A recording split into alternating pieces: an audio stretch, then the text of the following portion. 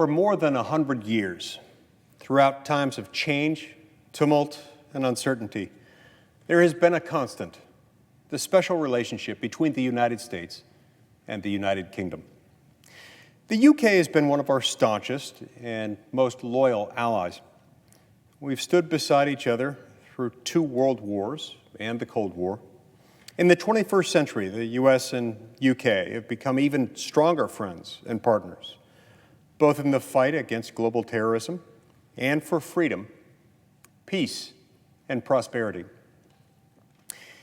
Now, an opportunity lies before us to strengthen the relationship more than ever by securing a free trade agreement between our 2 nations, which is the purpose of the resolution before us today. The trading relationship between our countries is already really strong. For hundreds of years, it's been a force for economic prosperity and security for us both. In just 2019, the total trade in goods and services between our 2 countries totaled $273 billion. And the UK was the United States' 7th largest trading partner in goods. Figures from that same year show that U.S. trade with the UK resulted in a $21.8 billion trade surplus. The United States and the United Kingdom, in fact, share the single largest bilateral trade and investment relationship in the world. And now, with the UK's newfound ability to negotiate independent free trade deals, we have the opportunity to grow that relationship even more. A free trade agreement would allow even more goods and services to flow even more easily between our 2 countries. It would allow for expanded commercial partnerships and greater investments in emerging industries. It would serve as an even greater engine of prosperity and economic liberty on both sides of the Atlantic Ocean. Mr. President, this is a no-brainer, and it would be a tremendous asset in the midst of the economic and geopolitical challenges we face today. The pandemic and supply chain turmoil has proven that friends are invaluable in a pinch. While many global relationships have been unsteady and many governments don't know what their future trading relationships will look like, the UK has been a stalwart and secure partner with the United States.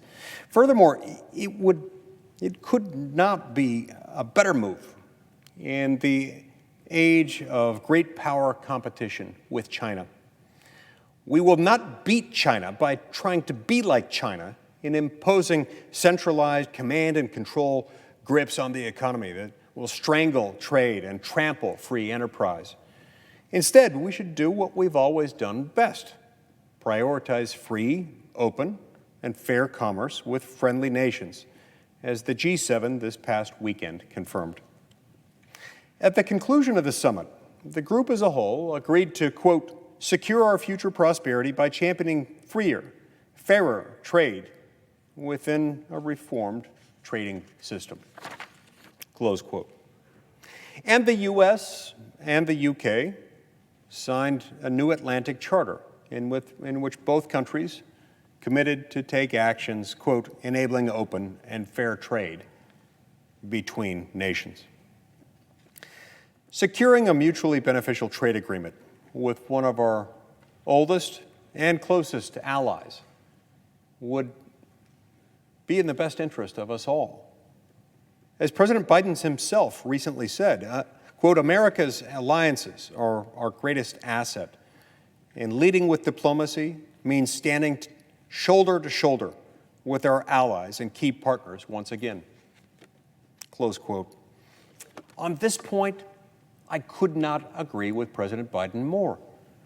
Congress can seize this opportunity by supporting the resolution before us today.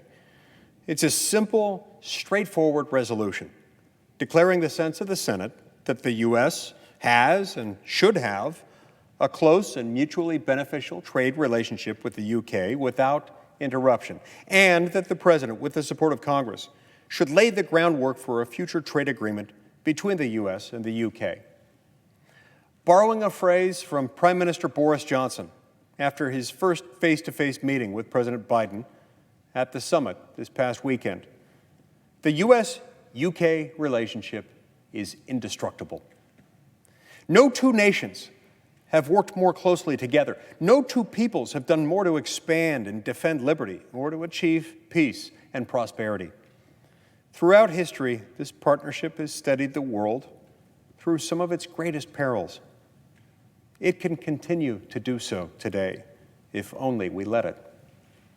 The American and British peoples have the opportunity to once again join forces and emerge from the challenges we face stronger than ever for the benefit of our countries and nations across the globe. To that end, I urge each of my colleagues to support this resolution. And I ask unanimous consent that the Finance Committee be discharged from further consideration and the Senate now proceed to S-Res 134. I further ask that the resolution be agreed to, the preamble be agreed to, and that the motions to reconsider be considered made and laid upon the table.